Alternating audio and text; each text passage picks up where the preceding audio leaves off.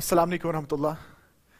तो बाबा हम बात कर रहे थे, हमने स्टार्ट किया था ऑप्टिक्स, तो हम पहुंचे थे, हमने इससे पहले जो है हमने डिफाइन किया, हमने जस्टिफाई किया कि हम ज्योमेट्रिकल ऑप्टिक्स को रे ऑप्टिक्स क्यों नाम देते हैं। ठीक है, उसके बाद जो है हम आ गए थे कॉन्सेप्ट ऑफ ऑब्जेक्टेड इमेज पे। तो यहां पर जो है कुछ बच्चों ने मुझे मैसेज भी किया था कि सर आप यहां पे खुद लिखिएगा कि जो डेफिनेशंस आपके पास है आप स्लाइड्स पे मत रखिए इसको, ठीक है, आप खुद लिखिए या डिक्टेट करें। तो ये कुछ पार्ट आपके पास है जहां पर डेफिनेशंस की जरूरत है, उसके बाद जो हमारे पास चंक आने वाला है वहां पर ज्यादा कैलकुलेशंस आपके पास है, so you don't have to worry about that. ठीक है, पहला पोर्शन आपके पास है, कुछ ही स्लाइड्स होंगी जहां पे आपके पास डेफिनेशन पार्ट दिखेगा, उसके बाद ज्यादातर हमें कैलकुलेशंस ही करनी है और उसके बाद जो है प्रॉब्लम्स पे हम आ जाएंगे। Now coming back to the previous part जहां पर हम पहुंचे थे, we were talking and understanding the concept of object and image. हमने ऑब्जेक्ट और इमेज को डिस्कस किया था। मैंने आपको बता दिया कि जब भी आप ज्योमेट्रिकल ऑप्टिक्स की बात करोगे, the whole geometrical optics revolves around the image formation. The concept of object and image के ऑब्जेक्ट का मतलब क्या होता है और इमेज का मतलब आपके पास क्या होता है। ठीक है, और मैंने आपको बता दिया कि ज्योमेट्रिकल ऑप्टिक्स में कभी भी हम ऑब्जेक्ट की फिजिकल ये जो आपके पास अपीयरेंस है, फिजिकल प्रेजेंस हमारे लिए इंपॉर्टेंट नहीं होती है, बल्कि I told you that whenever you talk about the geometrical optics, the object is always represented by the rays which are coming from the object which we later called as the incident rays. And when it comes to the image, हमने कहा the image is represented by either reflected or refracted rays. Now it depends on the kind of phenomena you are talking about. If you are talking about reflection, the reflected rays will represent the image. If you are talking about refraction, then the refracted rays will determine or will represent the image. ठीक है, तो हमने बता दिया हमारा पहला point जिसको हमने लास्ट टाइम डिस्कस किया, ये जो है हमने आर्गुमेंट्स वहां पे दे दिए कि इन optics, object is represented by rays which are coming from the object called as incident rays. That was about the concept of object. और image में हमने बता दिया in optics image is represented by either reflected rays or refracted rays depending on the kind of phenomena you're talking about. Now let's move to another few more points. ठीक है, अब suppose करो मैंने आपको बता दिया लास्ट टाइम कि suppose ये ऑब्जेक्ट आपके पास है, ऑब्जेक्ट से रेज आ रही है, ऐसे रेज निकलती है। ठीक है,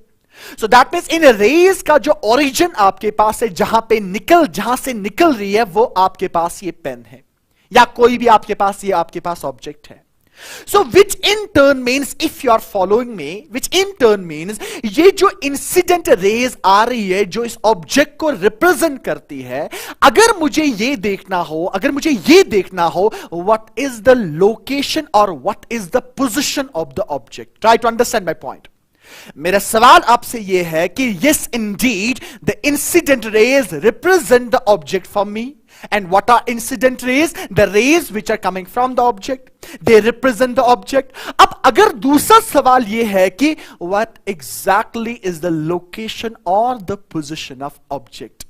इन्हें आपका ऑब्जेक्ट कहां पे रिजाइड कर रहा है, आपका लोकेशन या ऑब्जेक्ट की पोजीशन आपके पास क्या है, then I am going to give a statement that अगर आपने देखना है कि व्हाट इज द लोकेशन और position of object, then what you need to do is that आपको इन इंसिडेंट रेज जो इस ऑब्जेक्ट से आ रही है, इनका पॉइंट ऑफ इंटरसेक्शन देखो, यानी इनका पॉइंट ऑफ इंटरसेक्शन आप चेक करो, और जो इनका पॉइंट ऑफ इंटरसेक्शन होगा that will be the position of object, that will be the position of image. Now that is something which I want you to think about. And what's the statement I want you to think about? That is कि अगर आपने object की position check करनी है, अगर आपने object की location देखनी है कि where exactly the object resides, what you need to do is that you got to find the point of intersection of incident rays. और जहां पर point of intersection होगा इन incident rays का, वहां पर आपके पास जो है ऑब्जेक्ट की लोकेशन होगी,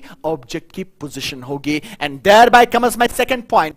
to find the location of the object और the position of the object, we need to find the point of intersection of incident rays. कि अगर आपने ऑब्जेक्ट का लोकेशन देखना है, ऑब्जेक्ट की पोजीशन देखनी है, आपने इंसिडेंट रेज का पॉइंट ऑफ इंटरसेक्शन चेक करना पड़ेगा. जहां पर पॉइंट ऑफ इंटरसेक्शन होगा वहां पर आपके पास इमेज ऑब्जेक्ट की लोकेशन होगी. Accordingly, when we talk about the image, yes indeed, reflected or refracted rays represent image for me.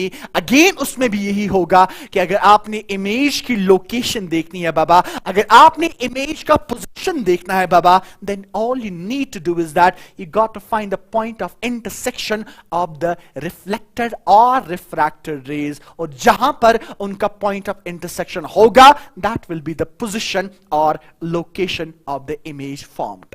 That's my point number 2. And thereby goes the second point regarding the image. Position or location of image is given by the point of intersection of reflected or refracted rays.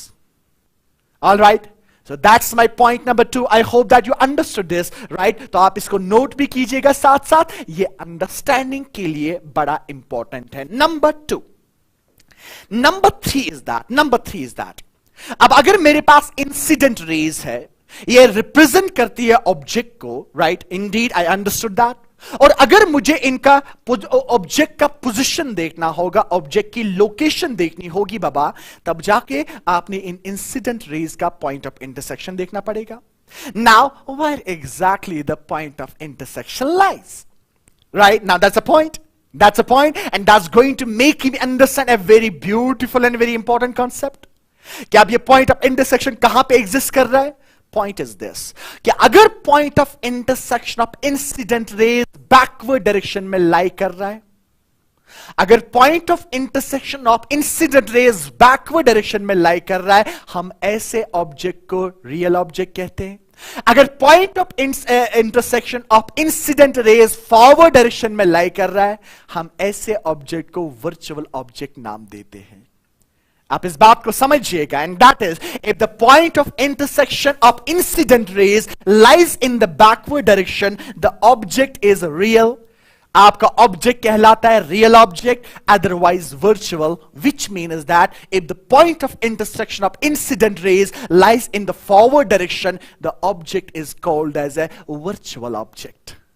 All right. Accordingly, statement को याद रखिएगा. If the point of intersection of incident rays lies in the backward direction, object is real. If in forward direction, object is virtual.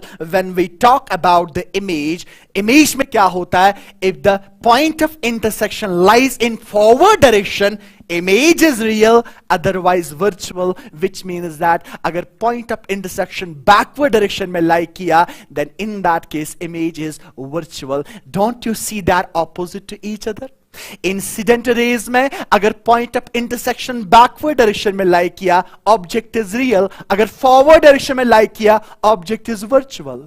Image के case में अगर reflected और refracted raise का point of intersection forward direction में लाई किया, image is real. अगर backward direction में लाई किया, image is virtual. And thereby comes my third statement regarding the concept and understanding of object and image, right? So that is a point of intersection of reflected or refracted rays lies in forward direction, the image is real, otherwise virtual, which means that अगर point of intersection backward direction में lie किया reflected और refracted rays का, आपका image जो है वो virtual कहलाएगा. तो ये 3 points आपके पास आ गए regarding the understanding of what we call as object and image. All right, ठीक है. तो ये आपके पास 3 चीजें होंगी. So I hope that you have understood them well. आपको ऑब्जेक्ट और इमेज का कॉन्सेप्ट जो है ये आपको समझ आया, और आपको ये भी समझ आया कब ऑब्जेक्ट कहलाएगा रियल ऑब्जेक्ट और कब ऑब्जेक्ट कहलाएगा virtual. Same is true for the concept of image, कि इमेज का मतलब क्या हुआ और इमेज कब वर्चुअल कहलाती है और कब आपके पास रियल कहलाती है. So I hope that you understood this quite well. So there's no doubt, there's not a scope of iota of doubt. I hope that you are with me and you are following each and everything. Having said that, instant rays represent object for me, reflected or refracted rays represent image for me. All right, and अगर मुझे location of object देखनी है, point of intersection देखना पड़ेगा. अगर point of intersection backward direction में like किया, real, forward में लाइक किया, वर्चुअल, इंस्टेंट रेज के केस में, और आपके रिफ्लेक्टेड रिफ्रैक्टेड केस में दूसरा चीज आ जाएगा. नाउ हैविंग सेड दैट कि आपका object is represented by incident raise, right. अब ये इंसिडेंट रेज कितनी टाइप्स की हो सकती है? Number 1, you may have diverging incident raise. Number 2, you may have converging incident rays, and number 3, you may have parallel incident rays. These are the 3 scenarios you may possibly have when you talk about the object, when you talk about the incident rays. पहले हम बात करेंगे about the diverging incident rays, जब आपके पास incident rays diverging होंगी. Diverging incident rays. So which means it's going to be something like this. ये आपके पास है डाइवर्जिंग, जो डाइवर्ज हो रही है, डाइवर्जिंग इंसिडेंट रेज, राइट. ये आपके पास है diverging incident raise. Now so they represent object for me. Number 1. Number 2, अगर मुझे देखना है कि ऑब्जेक्ट कहां पर है, मुझे पॉइंट ऑफ इंटरसेक्शन देखना पड़ेगा. तो जब मैं पॉइंट ऑफ इंटरसेक्शन की बात करूंगा, आप देख सकते हो फॉरवर्ड डायरेक्शन में ये डाइवर्ज हो रही है, so there is no possibility of intersection in the forward direction. So forward direction में कोई पॉसिबिलिटी ऑफ इंटरसेक्शन नहीं है. तो there is only one possibility, जब मैं इन इंसिडेंट रेज को बैकवर्ड डायरेक्शन में ले जाऊंगा, तब जाके यहां पर आपका पॉइंट ऑफ इंटरसेक्शन होगा. This will be the location of object. ये आपके पास लोकेशन ऑफ ऑब्जेक्ट होगा. नाउ यू सी दैट मैंने पॉइंट ऑफ इंटरसेक्शन देख लिया, यहां पर आपका ऑब्जेक्ट लाई करेगा. Now the question is that, does this point of intersection lie in the backward direction or in the forward direction? Obviously backward direction. तो ऐसे object को हम नाम देते हैं, real object. That justifies my statement number 3. यहां पर आपका ऑब्जेक्ट जो है वो पॉइंट ऑफ इंटरसेक्शन मुझे देगा, और point of intersection backward direction में लाई कर रहा है. सो दैट मींस ये रियल ऑब्जेक्ट है, which tells me that the diverge, very important point, if you are with me, the diverging instant rays always represent the real object. Number 1. And number 2 scenario may be you may have converging incident rays. Converging incident rays, which means something like this. ये आपके पास दूसरा possibility है. आपके पास incident race कैसी हो सकती है? Converging incident rays. मुझे देखना है कि ऑब्जेक्ट का पोजीशन क्या है, ऑब्जेक्ट की लोकेशन क्या है, मुझे पॉइंट ऑफ इंटरसेक्शन देखना पड़ेगा. लेकिन अगर मैं बैकवर्ड डायरेक्शन में देखूंगा, क्या पॉइंट ऑफ इंटरसेक्शन लाइक कर सकता है? The answer is a big no. There's only one possibility इनका पॉइंट ऑफ इंटरसेक्शन हो सकता है. कहां? जब मैं इनको प्रोड्यूस करूंगा फॉरवर्ड डायरेक्शन में. तो जब मैं फॉरवर्ड डायरेक्शन में इनको प्रोड्यूस करूंगा, पॉइंट ऑफ इंटरसेक्शन मिलेगा, और जब पॉइंट ऑफ इंटरसेक्शन मिलेगा, that will be the position और location of your object. Now, since the point of intersection of incident rays lies in the forward direction, so such an object is called as, that's called as virtual object. ऐसे object को हम नाम देते हैं virtual object. So which means that the converging incident rays always represent a virtual object. That's case number 2. Right? That's case number 2. And case number 3 may be, you may have parallel incident rays. आपके पास parallel incident rays हो सकती है. So that means something like this.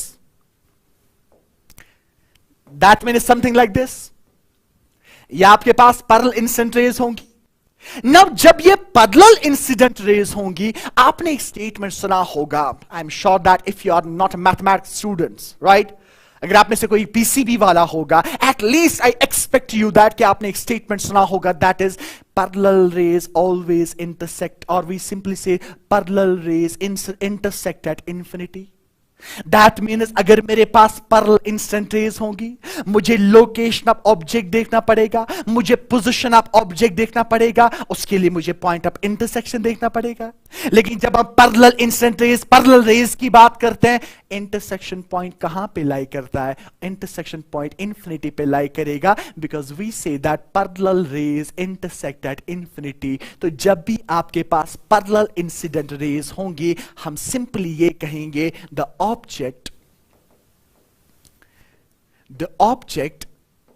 object lies at infinity। आपका जो object होगा वो लाई करेगा at infinity. यहां पर हम रियल वर्चुअल की बात नहीं करते हैं। रियल वर्चुअल ओनली डिफाइन होता है जब आपके पास डाइवर्जिंग और कन्वर्जिंग इंस्टेंट रेज होंगे। पैरेलल रेज, जब आपके पास पैरेलल इंसिडेंट रेज होंगी, दैट सिंपली मीन्स दैट कि आपका जो ऑब्जेक्ट है that lies at infinity. Real virtual में ये डिफाइन नहीं हो जाएगा। सिंपल स्टेटमेंट, जब भी इंसिडेंट पैरेलल इंस्टेंट रेज आपके पास होंगी, we simply say that the object lies at infinity।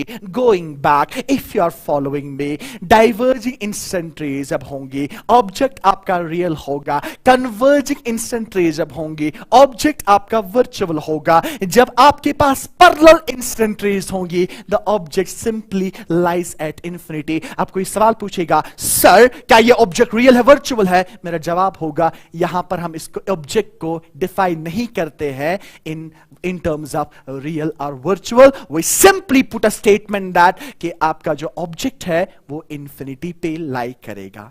So that is what we call as the concept of incident rays or the concept of object. Then let's move into the image. Now हमने कहा image को कौन represent करता है? Either reflected और refracted raise. Point, हमें object image की location देखनी है, रिफ्लेक्टेड और रिफ्रैक्टेड रेज का पॉइंट ऑफ इंटरसेक्शन देखना पड़ेगा। जब पॉइंट ऑफ इंटरसेक्शन देखोगे, अगर फॉरवर्ड डायरेक्शन में लाइक किया, अगर फॉरवर्ड डायरेक्शन में लाइक किया, इमेज इज रियल। अगर बैकवर्ड डायरेक्शन में लाइक किया, इमेज इज वर्चुअल। तो जब हम रिफ्लेक्टेड और रिफ्रैक्टेड रेज की बात करते हैं, हमारे पास फिर से तीन किस्म की रिफ्लेक्टेड और रिफ्रैक्टेड रेज हो सकती है, जो कि आपके इमेज को रिप्रेजेंट करेंगी। Number one type, diverging reflected or refracted rays. Number two, converging reflected or refracted rays. And number three is that you may have parallel reflected or refracted rays. Number one case की बात करेंगे।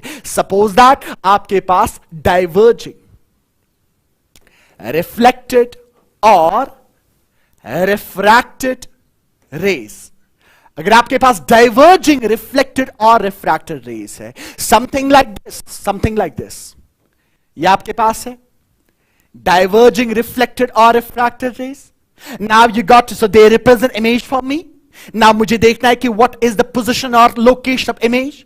आई need to find the point of intersection. जब मैं point of intersection देखूंगा, forward direction में point of intersection possible ही नहीं है। There's only one possibility। जब मैं इसको प्रोड्यूस करूंगा बैकवर्ड डायरेक्शन में, जब बैकवर्ड डायरेक्शन में प्रोड्यूस करूंगा, यहां पर पॉइंट ऑफ इंटरसेक्शन होगा, तो यहां पर आपका इमेज जो है वो बन जाएगा।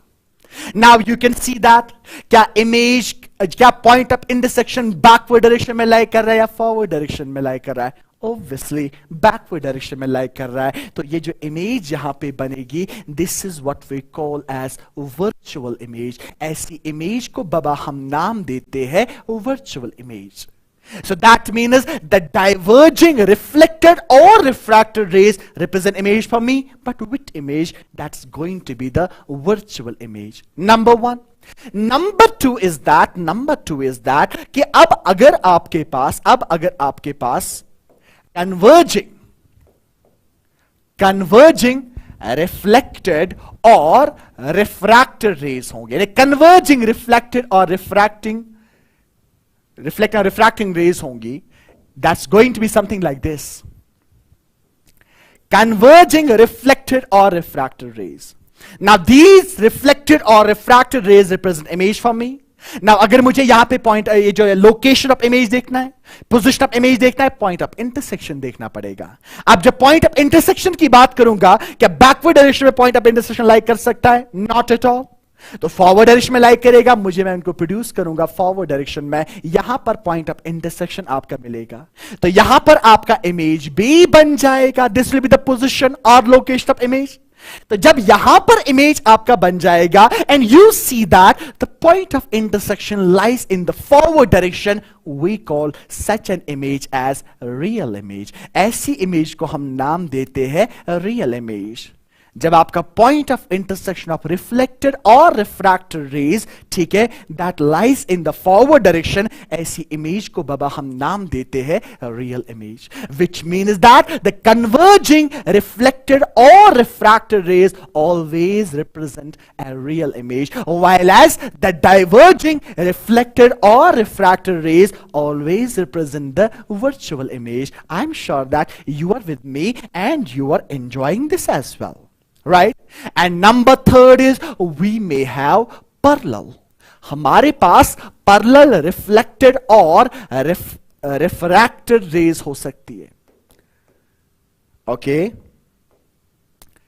Rays हो सकती है, which means something like this, something like this, parallel, right? इस केस में क्या होगा, जब आपके पास parallel reflected और refracted rays होंगी, मुझे लोकेशन ऑफ इमेज देखना है, जब मैं लोकेशन ऑफ इमेज देखूंगा, these are parallel and I know that parallel rays intersect at infinity, तो मैं कहूंगा object lies at infinity। मैं कहूंगा कि आपका जो ऑब्जेक्ट है, object lies at infinity, object lies at infinity. आपका जो ऑब्जेक्ट है वो इंफिनिटी पे लाई करेगा। Then again question, is this image real और virtual? My answer is going to be not virtual, not real, because जब आप हमारे पास पैरेलल रिफ्लेक्टेड और रिफ्रैक्टेड रेज होंगी, वी सिंपली से दैट आपका जो इमेज होगा that will be formed at infinity. Real virtual में ये इमेज यहां पे, sorry not object but image, image, okay, let me correct it here, image lies at infinity. तो यहां पर हम इमेज को क्लासिफाई नहीं करते हैं on the basis of real and virtual, we simply write down a statement that image lies at infinity, and that is all about your the understanding and the concept of object and image. So I hope that you have understood it very well. तो अगर मैं थोड़ा सा पीछे जाऊंगा just for you your sake, so that you have a better understanding of this. So देखो आप, incident rays indeed represent object, लेकिन diverging instant rays represent real object, the converging incident rays represent virtual object, while as parallel instant rays simply say that object lies at infinity. Number one and number two is that कि आपके पास जब diverging reflected और refracted rays होंगी, they represent virtual image, जब converging होंगी real image, जब आपके पास parallel reflected और refracted rays होंगी, we simply say that image lies at infinity. That's all about what I had to say about the concept of object image. But here I am going to add one more thing to your knowledge, to your understanding, and that is something जो आपके 10th class से आ जाता है। जब आप 10th class में real और virtual object की बात करते हैं, आई एम श्योर दैट कहीं ना कहीं आपने पढ़ा होगा। 10th क्लास में जब आप रियल यानी लोअर लेवल पे जब आप रियल वर्चुअल ऑब्जेक्ट की बात करते हैं, आप इसको ऐसे डिफाइन करते हो कि वो इमेज जो आप स्क्रीन पे ला सकते हो, that can be brought to the screen, जो स्क्रीन पे आ सकती है, वो आपके पास रियल इमेज है। जिसको हम स्क्रीन पे नहीं ला सकते, which cannot be brought on the screen, ऐसी इमेज को हम वर्चुअल इमेज कहते हैं। एंड दिस इज समथिंग, ये भी मैं चाहूंगा कि आप अपनी दिमाग में रखिएगा regarding the concept of real and virtual image, right? कि वो इमेज जिसको हम स्क्रीन पे ला सकते हैं रियल इमेज है, और वो इमेज जो स्क्रीन पे ला नहीं सकते हैं that is what we call as virtual image. तो इस अंडरस्टैंडिंग के साथ ये दो स्टेटमेंट्स भी आप जहन में रखिएगा। प्रॉब्लम्स में जाएंगे, वो प्रॉब्लम्स आपके लिए बहुत आसान हो जाएंगी। तो इसके साथ हमारा ये वाला पार्ट जो पहला था concept of object and image जो है, ये हमारा यहां पर क्लियर हो जाएगा, ठीक है? नाउ अब हमें जो बात करनी है, जो हमारा पहला टॉपिक होने जा रहा है in geometrical optics, that's going to be the plane mirrors, ठीक है। बट प्लेन मिरर्स में जाने से पहले थोड़ा सा हम रिफ्लेक्शन की बात करेंगे। हालांकि ये जो बात आपके पास है, तकरीबन सब लोगों ने लॉज ऑफ रिफ्लेक्शन को पढ़ा होगा, ठीक से समझा होगा, बिकॉज दैट इज समथिंग जो आप अर्लियर क्लासेस यानी लोअर क्लासेस में भी पढ़ते हैं। It is not a big deal here. I hope you are with me. You are enjoying this process. You are enjoying this process. And unfortunately, I have to shut off your chat box, and for the reasons very much known to you. And I'm really, really sorry for that, because I wanted it to be interactive, but you didn't allow me for it to be interactive. Anyways, अगर आगे जाके मुझे लगा, I will be opening the chat for you, where you can put your doubts, confusions, whatever you want to say. I'll be listening to you every time. So just give me some time for that. अब हम reflection की बात करेंगे। तो जब हम reflection की बात करते हैं, we simply say that it's a deflection of light. Deflection means bend हो जाना light, deflection of light into the same medium. कोई यहां पे कहेगा सर रिफ्रैक्शन में भी तो हम कहते हैं it's a bending of light, लेकिन इंपॉर्टेंट यह है into the same medium. Refraction में क्या होता है, जब लाइट एक मीडियम से दूसरे मीडियम में जाती है फिर वो बेंडिंग दिखाता है, लेकिन यहां पर बेंडिंग हो जाती है the deflection of light into the same medium when light is made incident on a reflecting surface. इस phenomena को हम नाम देते हैं reflection. Now that is, I hope that you agree with me that we don't need to spend much time on this, because this is known to all of you. ठीक है। उसके बाद यहां पर सपोज करो ये मिरर आपके पास है, या आपके पास एक प्लेन सरफेस है, ये आपके पास जो यहां पे दिख रहा है, जो कि this one, if it's visible to you, ये आपके पास एक सरफेस है जिसको हम नाम देते हैं रिफ्लेक्टिंग सरफेस। हम यहां पर एक रे डाल दी जिसको हम नाम देते हैं incident ray. Now you can see that मैं लाइट को यहां पे रे से दिखा रहा हूं, और मैंने आपको बता दिया ऐसा क्यों हो जाता है। ये आपके पास इंसिडेंट रे है, ये कहलाता है नॉर्मल। इंसिडेंट इसके साथ क्या एंगल बनाएगा, इसको नाम देते हैं एंगल ऑफ इंसिडेंस। ये रे कहलाती है रिफ्लेक्टेड रे। रे नॉर्मल के साथ क्या एंगल बनाती है, उसको नाम देते हैं एंगल ऑफ रिफ्लेक्शन। तो ये आपके पास फिनोमेना है रिफ्लेक्शन का, ठीक है। तो पहला लॉ जो आपके पास आ जाता है, that is I is equal to R. What is I? I को हम नाम देते हैं angle of incidence. Angle of incidence is equal to angle of reflection. That's my first law. Number two is that ये जो incident ray है, ये जो नॉर्मल है, और ये जो रिफ्लेक्टेड रे आपके पास है, all the three rays or all these two rays and the normal, they lie in the same plane. Incident ray, reflected ray and normal lie in the same plane. तो ये दो laws हमारे पास आ जाएंगे। Number one, incident ray sorry angle of incidence is equal to angle of reflection, number one. Number two is that incident ray, reflected ray and normal all lie in the same plane. तो ये दो laws मेरे पास आ जाएंगे, ठीक है। ये दो लॉज मेरे पास आ जाएंगे which are going to guide me in when I talk about the phenomena of what we call as reflection. समझ आया आपको? नाउ जब हम रिफ्लेक्शन को थोड़ा सा और ले जाएंगे, फिर किस किस्म की रिफ्लेक्शन आपके पास हो सकती है, ठीक है। फिर किस किस्म की आपके पास रिफ्लेक्शन हो, दो किस्म की आपके पास हो सकती है, वो डिपेंड करेगा। हालांकि ये कोई बड़ी चीज नहीं है, and you don't need it, just for the sake that we should have a you know थोड़ी सी हमारी नजर होनी चाहिए इस बात पे। So for that sake let's talk about it कि अब हमारे पास दो किस्म के रिफ्लेक्शन हो सकते हैं। वो डिपेंड करेगा कि बाबा ये जो रिफ्लेक्टिंग सरफेस आपके पास है, ये रिफ्लेक्टिंग सरफेस कैसा है। And that actually gives rise to two kinds of reflections. Number one, I hope you are with me. Number one, कि जब आपके पास रिफ्लेक्टिंग सरफेस स्मूथ होगी, जब आपके पास रिफ्लेक्टिंग सरफेस स्मूथ होगी, यानी जहां से रिफ्लेक्शन हो रहा है वो स्मूथ आपके पास है, आपने क्या किया, आपने यहां पर लाइट डाल दी, बीम ऑफ लाइट। ये आपके पास इंसिडेंट रेज आ रही है, एक स्मूथ सरफेस आपके पास है, इसमें आपने एक बीम ऑफ लाइट डाल दी। तो यहां पर क्या होगा, ये आपका पॉइंट ऑफ इंसिडेंस है, इसके लिए इसका पॉइंट ऑफ इंसिडेंस ये है। यहां पर आप नॉर्मल ड्रॉ करोगे, यहां पर आप नॉर्मल ड्रॉ करोगे, यह आपके पास कहलाएगा एंगल ऑफ इंसिडेंस। यहां से आपके पास रिफ्लेक्टेड रे मिल जाएगी, अकॉर्डिंगली यहां पर आप नॉर्मल ड्रॉ करोगे, यह आपके पास एंगल ऑफ इंसिडेंस कहलाएगा, इसके लिए एंगल ऑफ रिफ्लेक्शन ये होगा, तो आपको रिफ्लेक्टेड रे मिल जाएगी। तो because your surface is smooth, तो अगर आप एक parallel beam applied which a parallel incident beam जब आप इस पे डालते हैं, तो जो रिफ्लेक्टेड बीम आपके पास है दैट्स अगेन पैरेलल, राइट। तो दैट मीन्स जब आपकी रिफ्लेक्शन हो जाएगी, लाइट की रिफ्लेक्शन हो जाएगी फ्रॉम द स्मूथ सरफेस, तो होगा क्या कि जब आप एक पैरेलल बीम इस पे डालोगे, तो जब रिफ्लेक्शन होगा तो जो रिफ्लेक्टेड बीम आपके पास होगी that will be parallel as well. तो ऐसी रिफ्लेक्शन को बाबा हम नाम देते हैं regular reflection. Regular reflection. And what is that? It's a reflection which takes place from the smooth surface. इस केस में क्या हो जाएगा, अगर आपके पास इंस्टेंट बीम पैरेलल होगी तो रिफ्लेक्टेड बीम भी पैरेलल आपके पास होगी।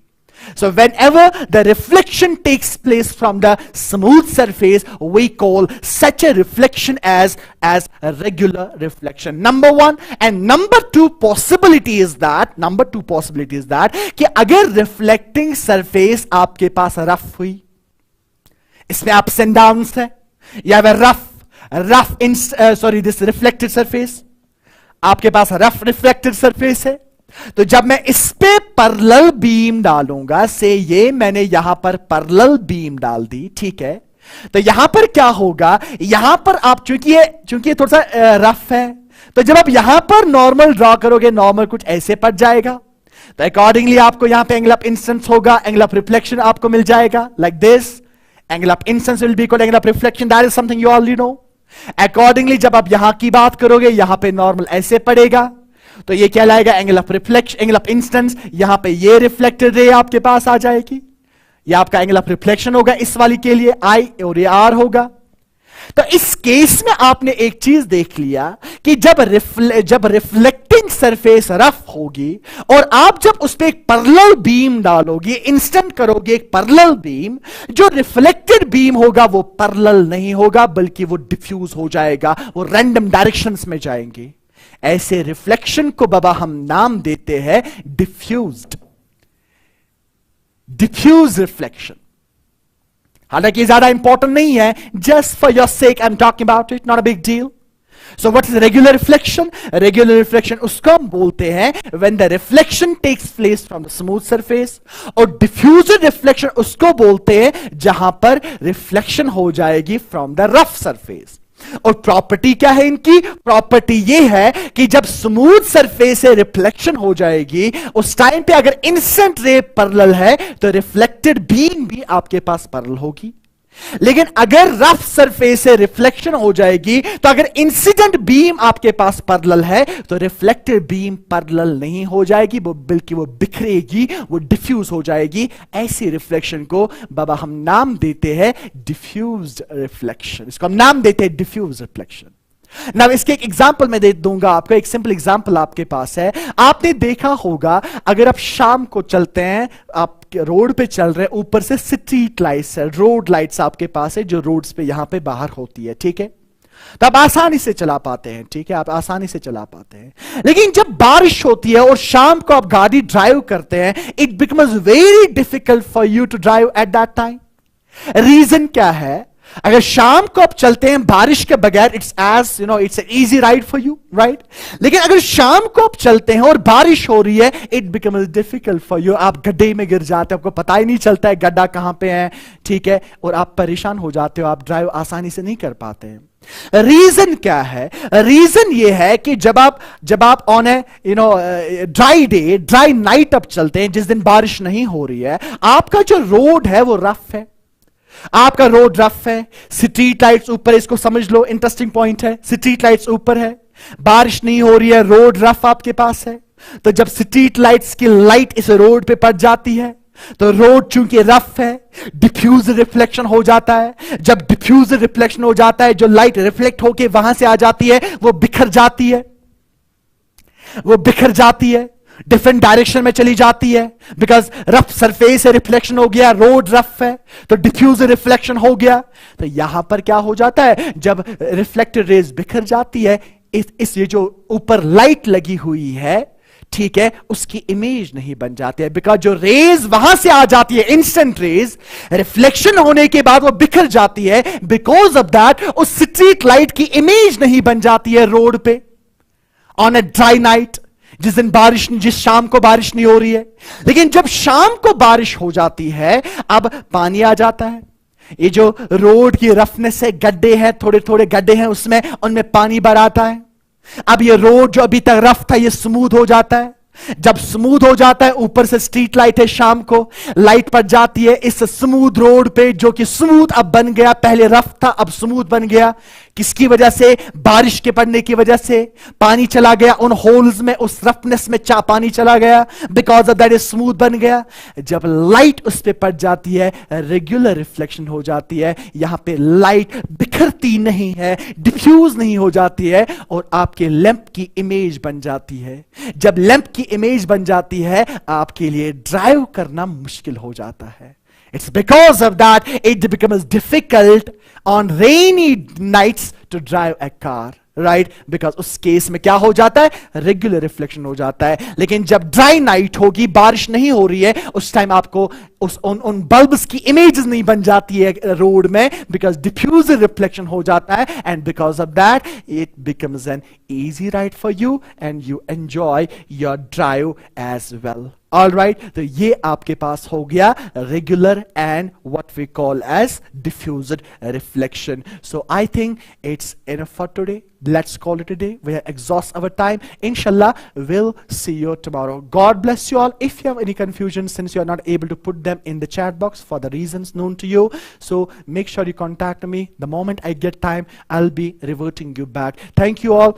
God bless you.